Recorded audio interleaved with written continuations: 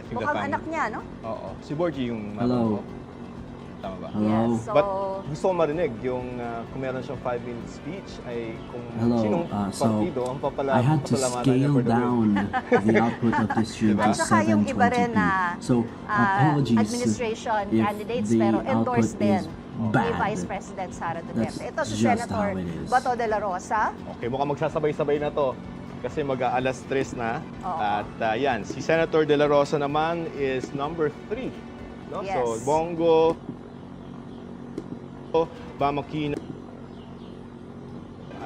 ay referendum din sa impeachment. Ibig sabihin, bumoto ba yung tao according to gusto ba niya o hindi matuloy. Anyways, the yung, context of this live stream is that impeachment. I'll be watching At, the proclamation Kaya of nakikita natin, the nagsiselfie 12 sina senators Senator elect. Bongo, We all know Bato who they're going to be. de la It's just Rosa, that they're just Congressman going to have to Rodante be Marcoleta. officially proclaimed by the Ayun naman Commission on yung parang Elections. trademark niya. Oo. 2016. Yes. Selfie King. At makakasama natin, Tina, ngayon si Von Aquino at kumuha tayo ng update. Von, sino yung mga present na dyan na mga senators na manunumpa na at idedeklara na, ipoproclaim na ng NBOC bilang mga senator? Von? Joseph, ilang minuto nga bago yung proclamation ng senators-elect natin, no, nakita na natin dito kanina si Senator Tito Soto, Senator-elect Erwin Tulfo, Bongo, Ping Lacson, Rodante Marcoleta, Bam Aquino, Bato de la Rosa, at ngayon nga si Senator Amy Marcos.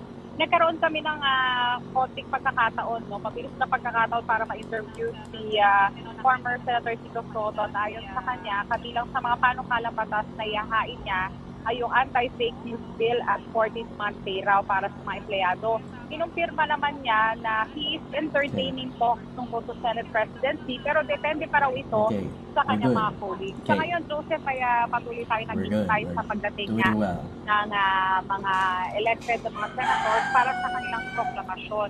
Nakikita natin dito sa loob na pagka-arrive nila or pagdating nila, medyo nakikipag-mingle pa sila doon sa I have to iba take a pang bath mga na-elect na mga senators. Dito nga, I have sa taken loob care ng hall, ano? the Joseph? output thing. Bon, nakikita na rin namin dito itong si Senator Bam Aquino at nakikipag-usap nga siya doon sa mga kapwa niya, mga nanalo. Ito, isang shot to ng medyo sila na yan. Sila, okay, number 1, si Senator Aquino, si Tito Sen, Tito Sen, si, Senator Ping, yes, si Kong Rodante Marcoleta. Yes, yes. So we have siguro half na to, na more than half I think, na nandito na for the proclamation. So, Von, ano yung mood dyan? So parang medyo mahigpit for the media, understandably so for security reasons, pero kung halimbawa yung mga nandyan na mga family members, supporters, how would you describe the mood na yung bang mga magkakahiwalay na ticket, syempre nag-uusap-usap na ngayon naman? Joseph, dito kasi sa loob, tama ka talagang mahigpit. Kung dati, noong 2022, pinapayagan tayong mag-ambush before ng mismong proclamation, pero ngayon pinagbawal. Yun lang. So, kanina, cellphone nga lang yung dala namin nung in-interview namin si Tito Sen, paglabas na nung PR. Nag-try din kami mag-interview kay Senator Lacson, kaya lang hindi na kami pinayagan. We're all Talagang wearing sobrang white. higpit dito sa loob. Pero nakikita Most of natin them. yung mood ng mga tao rito, medyo sila, parang excited The sila senators sa elect are pagsimula wearing at white, yung ating mga senators nga ay Is that some sort of nakikipag-mingle din theme? dun sa iba. No? Pero know. talagang napakaigpit dito. Tapos ang protocol pa rito, Joseph, pagkatapos pa lang ng proclamation, saka pa lang tayo makakapag-interview or ambush interview doon sa ating mga senators-elect. Joseph? Von, si Tina ito. Napapansin ko yung mga upuan sa gitna na naka-reserve para doon sa mga senator-elect. Medyo marami pa yung bakante. So anong oras magsisimula yung mismong I event? want to run for senator one Dapat, day. Tina, 3 p.m. I'm just gonna kaya have to lang be a hinihintay pa popular natin celebrity yung first, pagdating ng because iba pang that's mga senators. the political Kasi sa climate of ngayon, this nation. Oo, nakita And natin. mga 8 pa lang It's so parang mga unfortunate 8 pa lang yung that it mga is. dumarating. Oo. So may mga hinihintay pa at siguro itong mga vacant chairs na to para din sa kanilang kamag-anak ng iba. Medyo maluwag pati na dito sa may bandang likod, no? So nag-aantapay lang tayo para sa mga darating na senators-elect. Nakapasok na ba dyan, Von, si Senator-elect Kiko Pangilinan? Kasi nakita na natin kumuway sa camera yung isa sa kanyang family members. Sa ngayon, hindi pa natin siya nakikita dito, Tina. Kasi alam mo, ang daming entrances dito, Tina. Hindi, yung ibang senator select, hindi sila dumaraan doon sa main entrance kung saan tayo may camera. Minsan, dito sila dumaraan sa gilid eh. Parang galing ata sila doon sa Manila Hotel, yung ibang senator select na dumating. So, medyo kailangan mo talagang hanapin pag pumapasok sila. Pero nakamonitor din kami dito sa loob ng ng hall. Sino ba yung Oo, naka-red, nakita white, natin yung si thing Quezon masyadong City patas? Vice Mayor Gian Soto. So, What the kasama hell? siya ni Senator Tito Soto. Oo. Yes, Tina. Tapos kasama rin niya yung kanyang may bahay Is there na a si thing? Miss Helen I Gamboa. don't know if there is. So, ayan, nakikita It's din natin simply yung mga just ibang an event kaanak to dito, proclaim yung mga senators senators-elect, elect. medyo nag-roam around pa sila. So, parang hindi pa talaga tayo mag-start any moment. Naghihintay pa talaga dun sa iba pang senators-elect na makarating dito sa loob. Oo. Pero Von, pag nag-start naman to, dire-diretso na to, no? Kasi medyo parang nakalatag naman na yung magiging mangyayari. Swear-in, proclamation, and then 5-minute speech, and then baba. Tama, no? Nakalatag na talaga, Joseph, itong mga gagawin. And hopefully makapag-start na ng 3 p.m. Kasi nga dahil yung iba, late dapat talaga 3 p.m. Pero dahil hinihintay pa nga, hindi pa makapagsimula. And ang dami pang vacancies sa likod eh. So, Oo, Von, hindi nakita natin na- alam kung talagang makakapag-start na tayo any The moment proclamation is now. supposed Oo, to start at nakita 2 na rin o'clock. nating dumating na It's si now 6 Senator-elect past Lito 3. Lapid. Boss, Camille. At And- ito, si Senator-elect Camille Villar. Senator-elect Camille Villar. Yes, oo. Papasok pa She lamang is sila also dito, wearing white. Tina. Okay.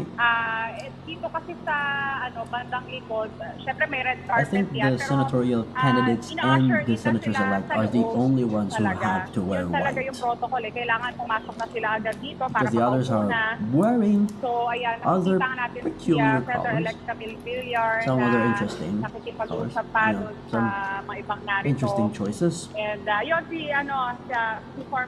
Senator-elect Lito Lapid nandito na rin, nakikita na natin. Papasok na siya dito sa mga seats na ni-reserve para sa kanila. Oo, nakita natin binati ni Senator-elect Camille Villar si Senator Amy Marcos.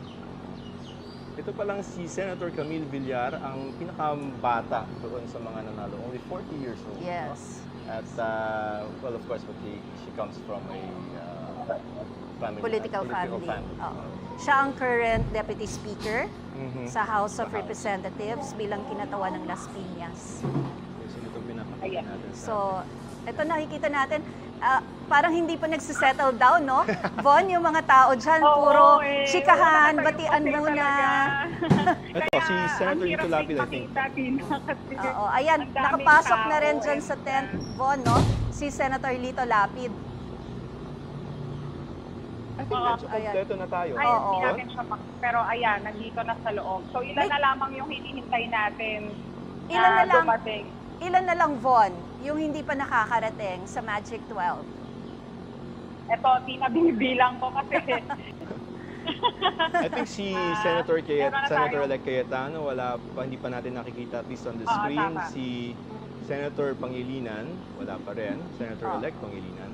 So, dalawa. Dalawa na lang to at gugulong na itong... Oh. Dalawa na lamang hinihintay natin. Ayan,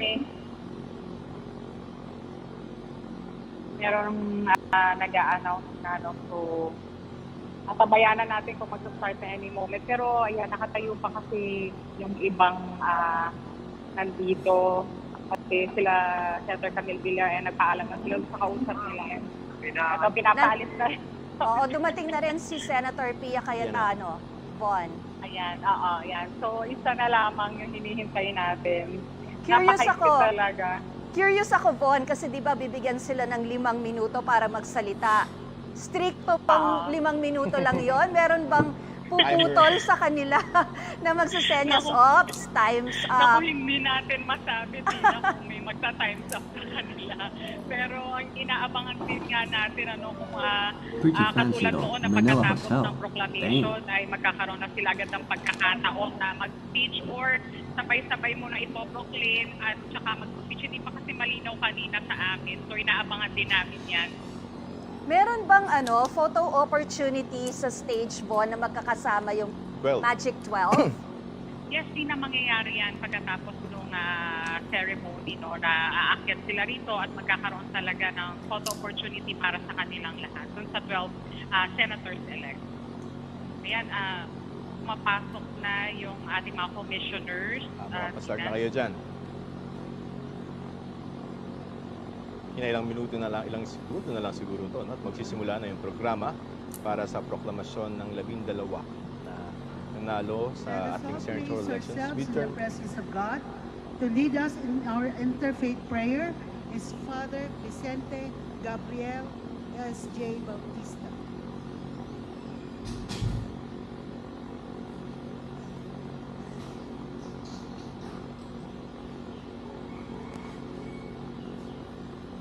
Let us remember that we are always in the loving presence of our God. In the name of the Father, and of the Son, and of the Holy Spirit. Amen. God of all tenderness, our dear Good Shepherd, we thank you for calling us today. You have called us to follow you and listen to you every day.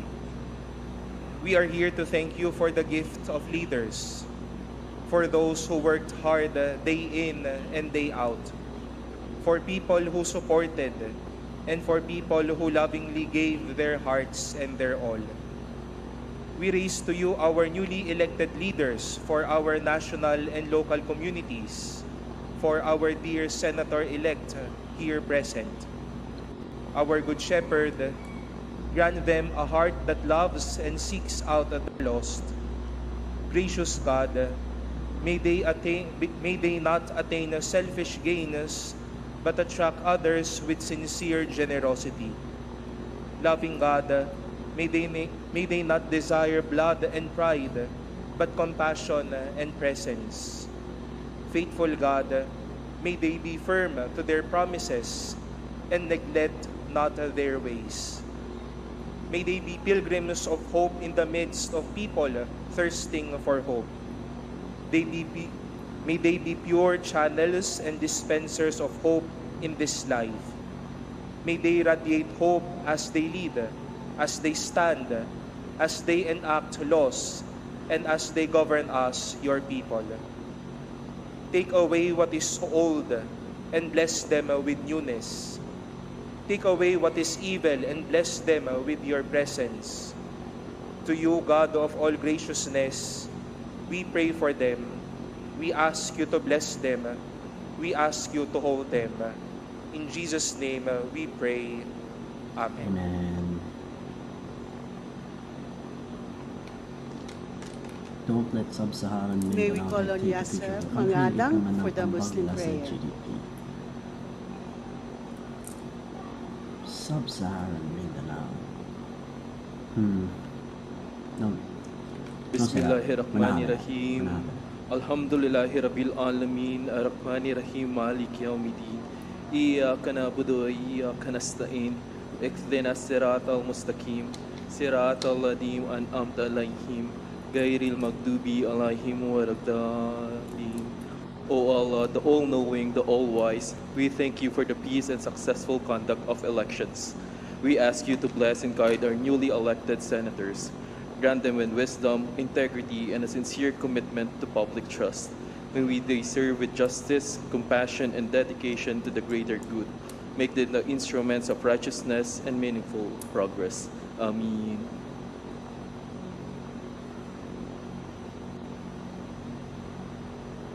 Please remain standing for the entry of colors. It's not entrance of colors? Entry of colors.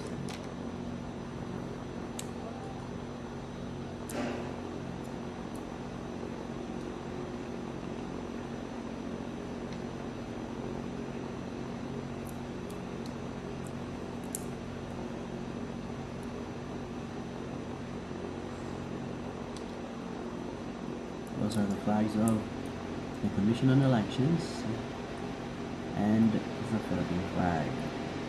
I think that's the Commission on Elections flag.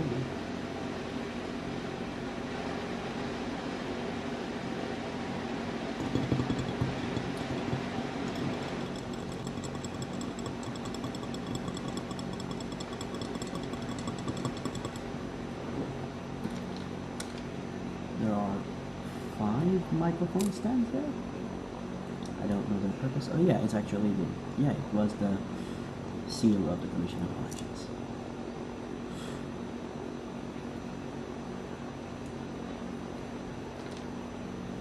One, two, three, four, five microphones. Right. I don't know what they're for, but they're there.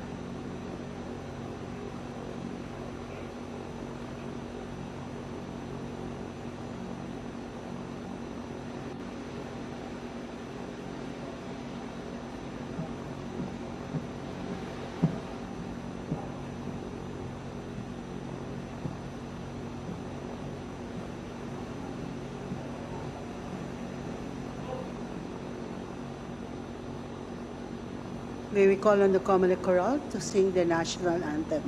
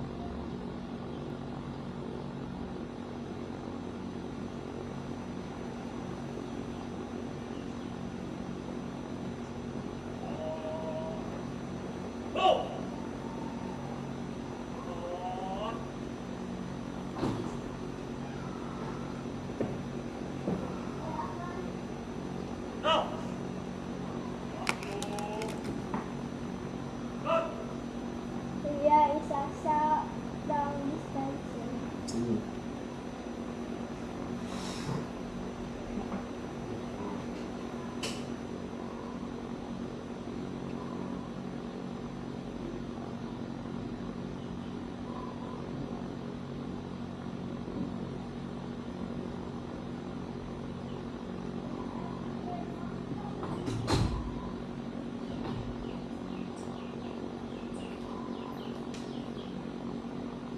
The Commission on Elections and BOC, with Chairman George Erwin M. Garcia presiding, with members present, Commissioner Amy P. Ferolino, Commissioner Ray E. Bulay, Commissioner Ernesto Ferdinand P. Maceda Jr., Commissioner Nelson J. Celis, Commissioner Maria Norina S.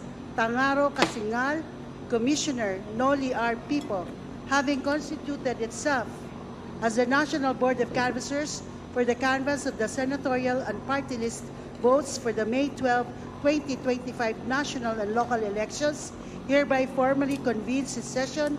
Silence is hereby enjoined.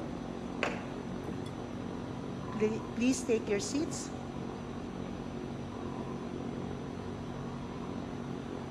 The Honorable Chairman George Erwin M. Garcia will now give his welcome speech.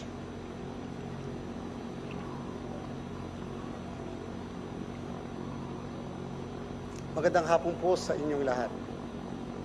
Sa ngalan ng bumubuo at naninilbihan sa Komisyon sa Halalan ng inyong nag-iisang Commission on Elections at ng buong sambayan ng Pilipino, ipinaabot ko ang aming maalab at taus-pusong pagbati sa mga bagong halal na senador ng Republika ng Pilipinas. Kayo po ay ginawaran ng pambihirang mandato, isang tiwalang ipinagkaloob ng mamamayan, bunga ng kanilang kamalayan, pag-asa, at paninindigan. Sa bawat boto na inyong natanggap, isinilid ng ating taong bayan, kabilang na kaming mga naririto, ang aming mga pangarap at paniniwala sa inyong abilidad at paninindigan ng may pag-asa na sa inyong mga kamay maitataguyod ang dangal at kapakanan ng buong bansa. Ang proklamasyon ngayong araw ay gantimpala ng isang dakila, napakalaki at kamanghamanghang pananagutan, ang tungkuling maglingkod sa bayan at tumulong sa patuloy na pagbuo ng Pilipinas na mas makatarungan, mas inklusibo at mas matatag. Makasaysayan ang ating halalan ngayong taon sa kabila ng mga hamon at sa gitna ng init, hindi lamang bunga ng panahon ng tag-araw, kung hindi ng matitinding palitan ng pananaw sa panahon ng kampanya. Naitala natin ang pinakamataas na bilang ng botanteng bumoto sa kasaysayan ng midterm elections, kapwa sa porsyento at sa kabuuan bilang ng mga botante. Isang patunay ito na unti-unti, mas marami ng mga Pilipino ang mulat sa kapangyarihang taglay ng kanilang boto at sa bisa ng balota para sa magandang bukas. At sa hanay ng mga bumoto, namumukod-tangi ang lakas ng tinig ng kabataan. Ang millennials at Gen Z na madalas na pagkakamalang tahimik o abala sa sarili nilang mundo ay buong giting na nakisangkot, nakibahagi at tumindig para sa ating kinabukasan. Hindi na sila maaaring paratangan o pagbintangan na nananatili sa gilid ng kasaysayan.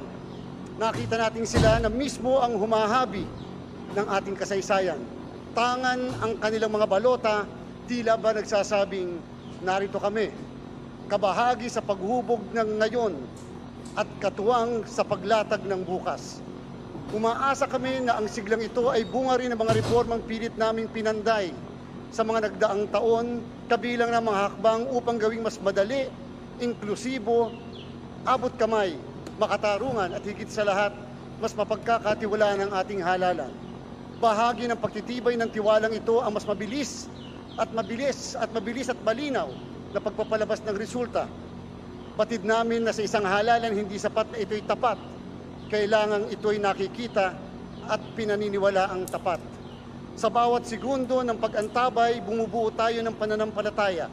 Sa bawat agarang paglabas ng bilang at resulta ng kabuuang boto, sa bawat presinto, nilalabanan natin ang pag-aalinlangan at pangamba. Sa panahong ito, kami ay taus-pusong nagpapasalamat sa bawat botanteng nakiisa, sa bawat Pilipinong piniling maniwala sa halalan bilang daan ng pagbabago. Tunay nga pong sa kanilang pakikilahok, nabibigyang saysay ang lahat ng pagod, pawis at sakripisyo sa paghahanda ng prosesong ito. Kasama rin sa aming walang hanggang pasasalamat ang lahat ng mga naging katuwang sa tagumpay na halalan, ang ating mga guro, job order at casual workers, mga abogado ng halalan, poll watchers, volunteers, at mga kawani ng pambansa at lokal na pamahalaan, pati na rin ang mga ahensyang nagbibigay o nagbigay ng teknikal, lohistikal at pangseguridad na suporta.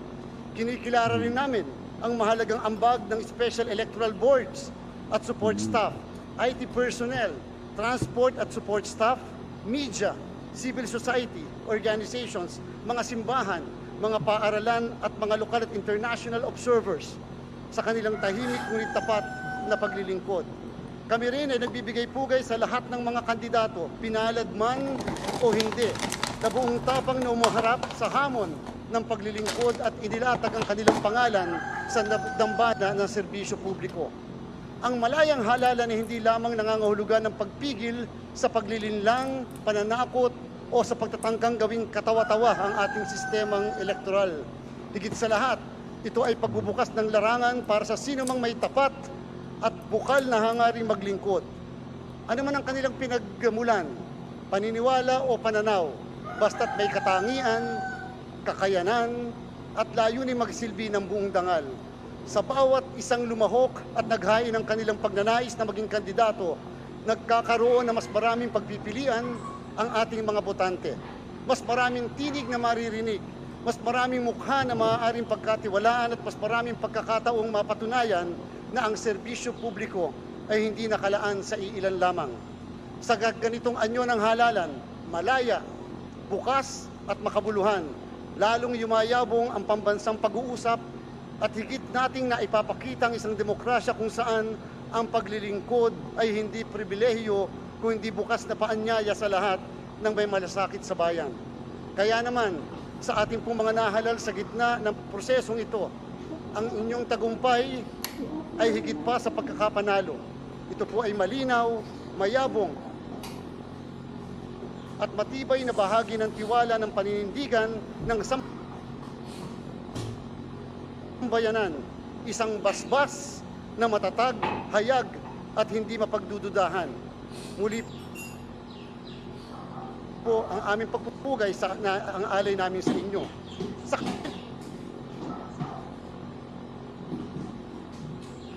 ng tuwa na naging tagumpay ng halalan, hindi rin namin ikinukubli ang ilang hamong hinarap noong Mayo 12. May lala ng malisyosong lumalabas na misinformation, disinformation at fake news sa ating social media. Bagamat pinilit nating matugunan at maagapan ang lahat ng ito, ay dapat pa ding pag-aralan, paghandaan at mas malawakang pang ipaliwanag ng lubusan. Isang bagay po ang sana ay pumasok sa diskurso sa usaping bayan.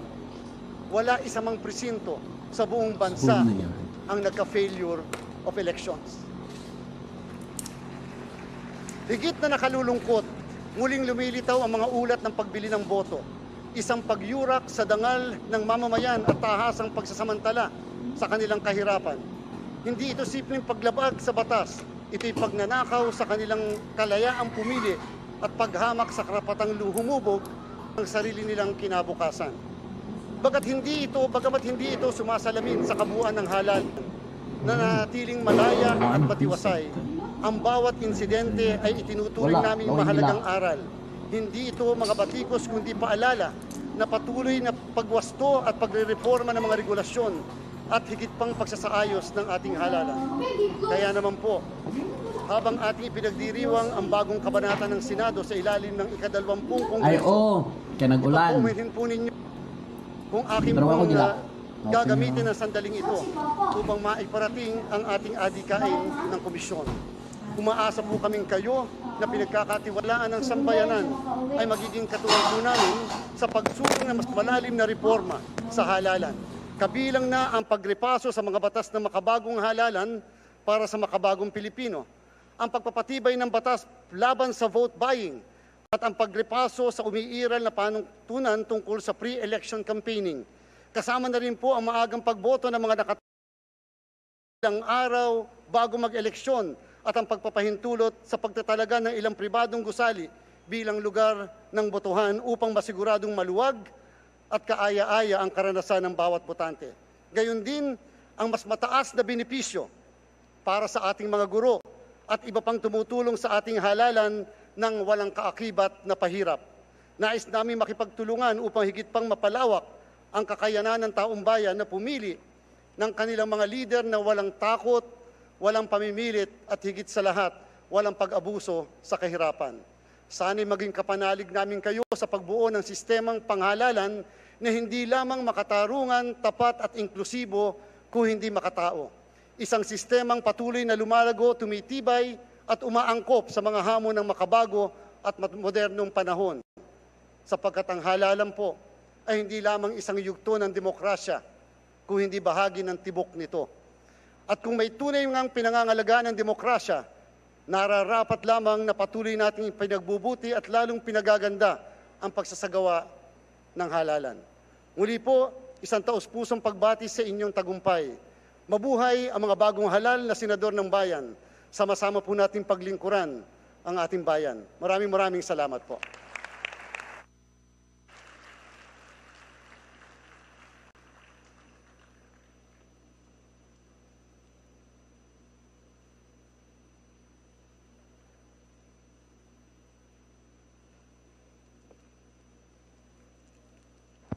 Director Jola, what is the order of business for today?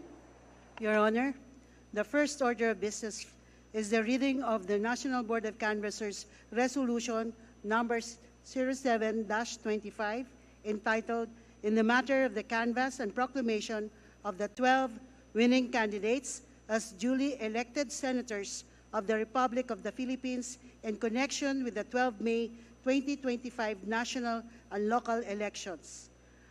Also, second order of business is the reading of the Certificate of Proclamation of the winning senatorial candidate and the brief message of the senators-elect, Your Honor. May we request, Your Honor, to read the National Board of Canvassers number 0825 resolution, Your Honor. Thank you very much. In the matter of the national canvass and proclamation of the 12 winning candidates as duly elected senators of the Republic of the Philippines in connection with the 12 May 2025 national and local elections, promulgated May 17, 2025, NBOC Resolution number 08-25. Whereas the Commission on Elections, sitting en banc as the National Board of Canvassers for senators and party list representatives, officially canvass in open and public session the votes cast for senators in connection with the 12 May 2025 national and local elections. Whereas on May 15, 2025, the MBOC completed canvassing 175 out of 175 certificates of canvass. Whereas in a memorandum dated 16 May 2025, the Supervisory Committee for the 2025 NLE recommended the proclamation of the 12 winning senators on 17 May 2025, 3 p.m., based on the results tabulated in the national tally for senators arranged by rank.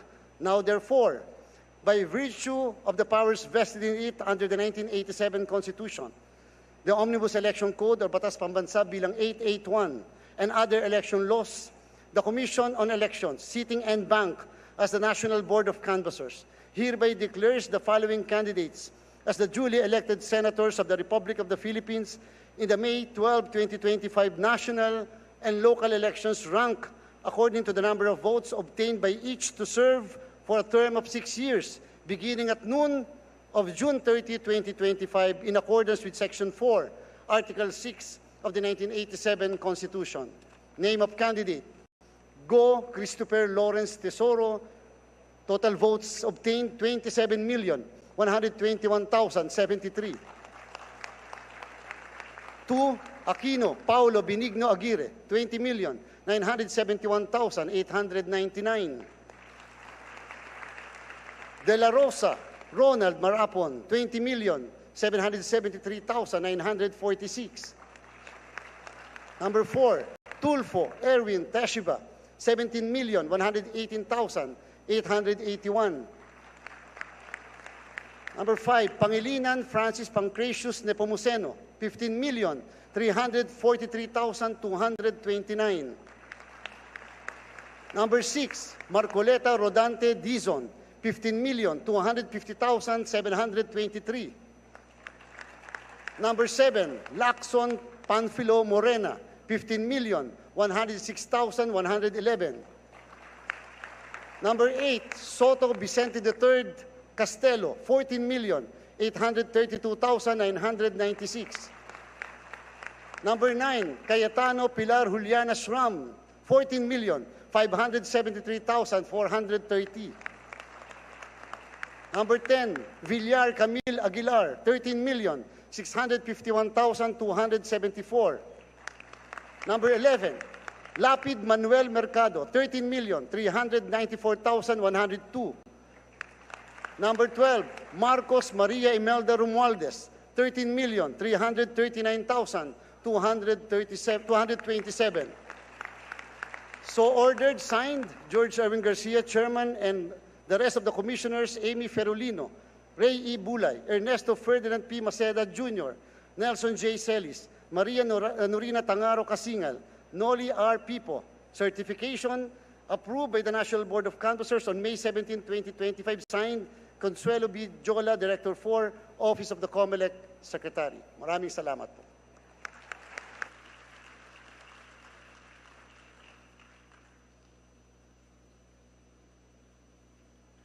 Assisting me, Your Honor, is the Clerk of the Commission, Director Genesis M. Gatdula, and Director John Rex Laujanco, the COMELEC spokesperson. Noted.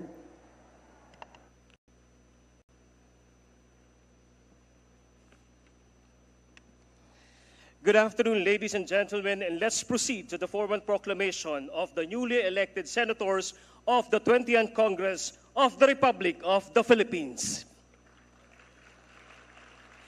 May we request Commissioner Noli R. Pipo to read the proclamation certificate of Senator-elect Maria Imelda Romualdez Marcos.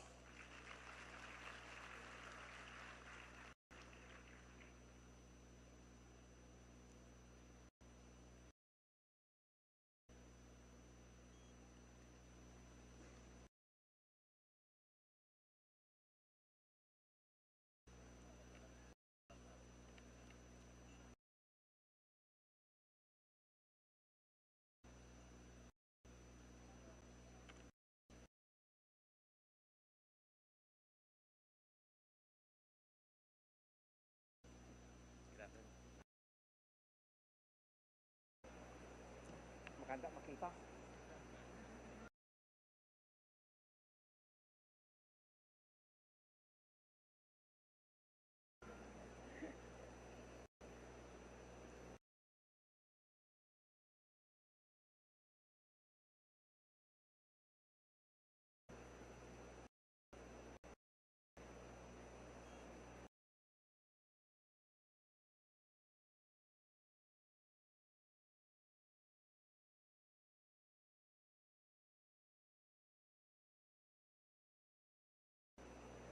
Magandang hapon po sa inyong lahat. We, the chairman and commissioners of the Commission on Elections, sitting and bank as the National Board of Canvassers of the May 12, 2025 national and local elections, do hereby proclaim Maria Imelda Romualdez Marcos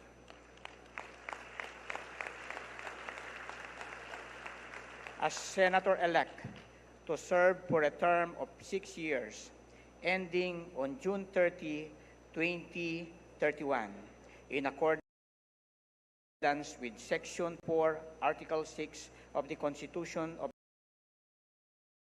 the Republic of the Philippines, given the 17th day of May, 2025, in the city of Manila,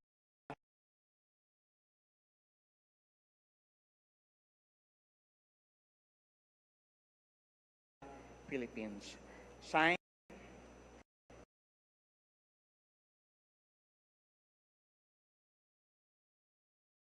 Chairman George Erwin Garcia, Commissioners Amy Perolino, Ray Bulay, Ernesto Ferdinand Maceda Jr., Nelson Celis, Maria Norina Ngaro Kasingal, and Noli R. Pipo, attested by Executive Director Teopisto E. Elnas Jr.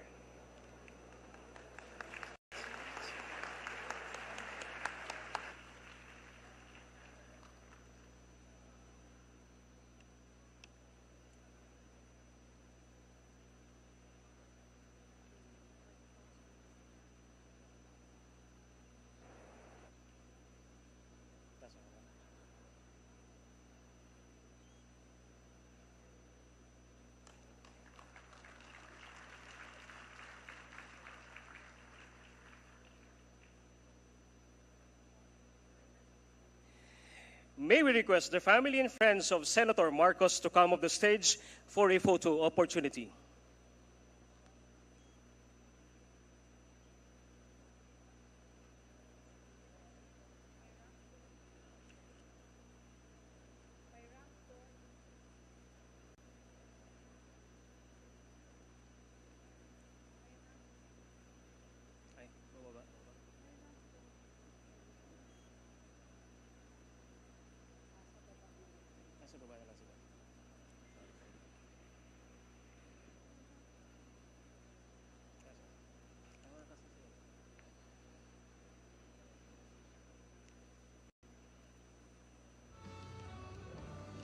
So start na tayo. Number 12, si Senator-elect Amy Marcos. She got 13.3 million votes. At base doon sa nakuha ng ating GMA Integrated News Research, ay number 1 itong si Senator-elect Marcos sa 4 na probinsya sa norte, particularly Apayao, Ilocos Norte, Ilocos Sur, Cagayan. Number 1 siya sa Ilocos Region at number 11 sa Luzon at sa Mindanao. Baluarte kasi talaga nila ang Ilocos region. Now, So, may we request katatapos Senator lang ng Marcos photo for a opportunity short message. na ni Senator Marcos kasama yung kanyang pamilya. Nakita natin si former First Lady Imelda Marcos.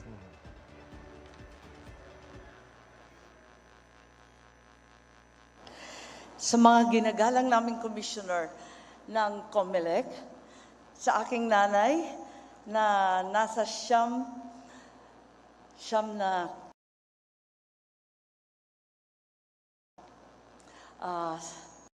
96 years old na, at kasama ng aking mga anak na kailanman hindi nagduda na ako'y mananalo. Kay Presidente Duterte, ang ating dating Pangulo, na Oktubre pa lamang, itinaas na ang aking kamay at sa kanyang anak na hanggang sa huling sandali, si VP Inday Sara ay ako'y kinakampanya. Sa inyong lahat ang tagumpay na ito, kahit gaano kailap at kahirap, ay isang katibayan na kapag ikaw ay nanindigan para sa tama, mananalo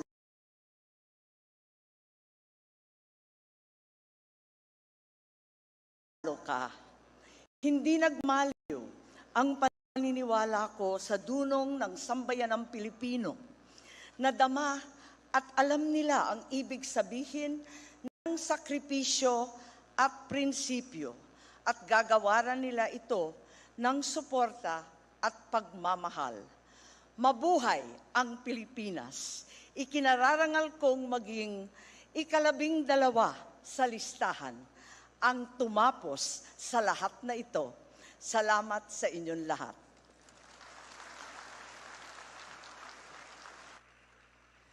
Thank you very much, Senator Marcos. Now, may we request Commissioner Nelson J. Celis to read the proclamation certificate of Senator-elect Manuel Mercado Lapid.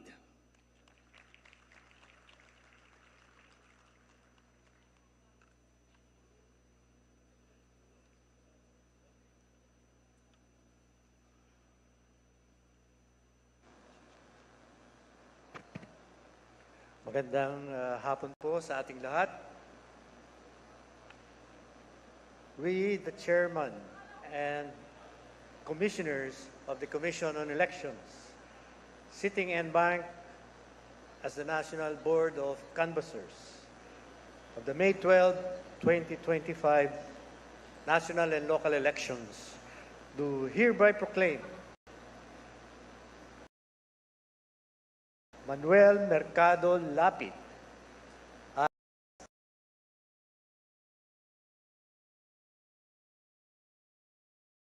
Senator-elect to serve for a term of 6 years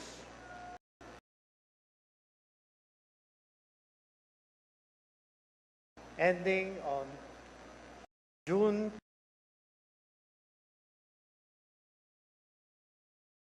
mag-foray sa politika at 1992 nang pasukin niya ang politika at nanalo sa pagka-vice governor ng Pampanga. 1995 naman siya, noon nanalo bilang gobernador ng Pampanga at na-re-elect siya sa sumunod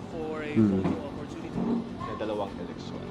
At noong 2004, sumabak si Senator Lapid sa senatorial race at nanalo. Nakatatlong termino po siya sa pagkasenador.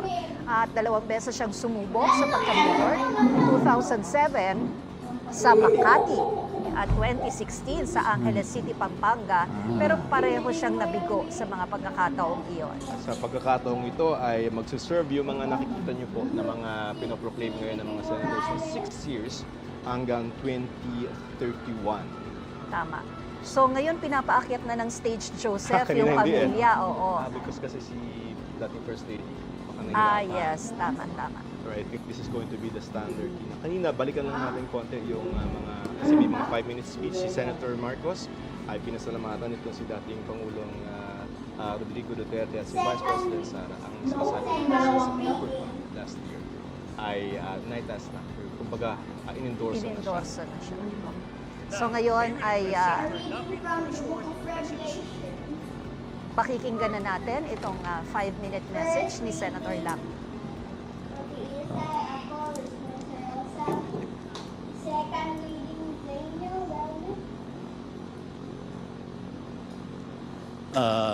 Magandang hapon po sa inyong lahat. Unang-una po ay nais ko muna magpasalamat sa ating mahal na Panginoon at sa ating mahal na Pangulo, President Bongbong Marcos, at kay George Garcia, sa ating nandito sa harap ngayon, at ang alyansa ng bagong Pilipinas at ang pakasakit at pakasipag, Congressman Toby Janko, campaign manager ng alyansa. Proklamasyon ng At sa aking mga minamahal sa buhay, ang aking pamilya, at ang lahat ng lingkod lapid na nagpasakit at Senate team, at lahat na tumulong at nagtiwala at sumuporta Lahat ng senators-elect. sa akin at lahat ng mamamayang Pilipino.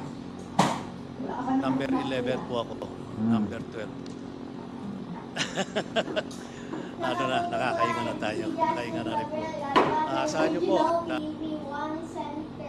apat na term ko na po ito. Senador. At gagawin ko po lahat ng aking magagawa. At sisipagan po natin maghanap po tayo ng mga batas na para sa ating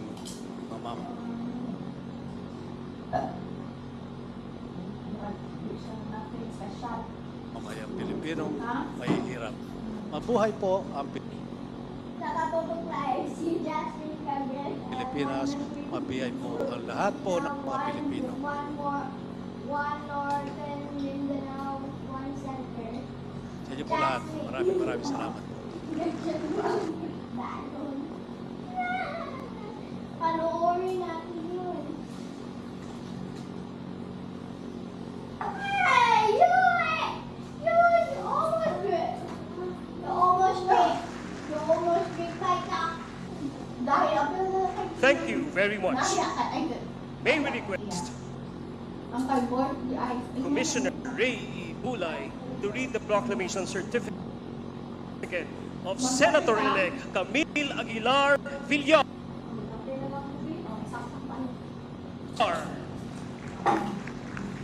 Nakabuhog live si Jasmine Gabriel. Saan yun?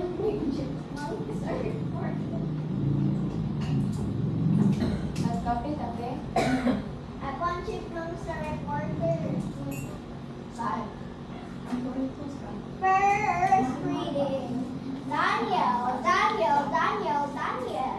Exodus. Moses. Chairman and Commissioners of the Commission on Elections, sitting en banc as the National Board of Canvassers.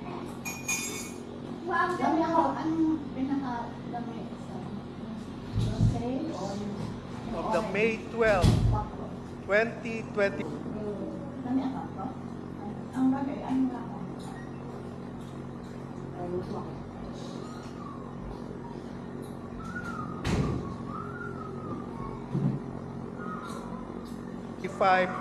national and local elections do hereby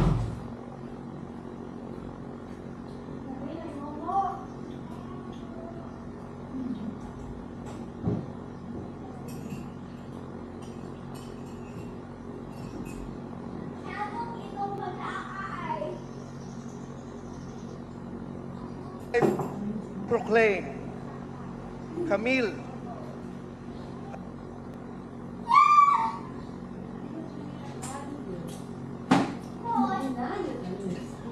Aguilar Villar as Senator-elect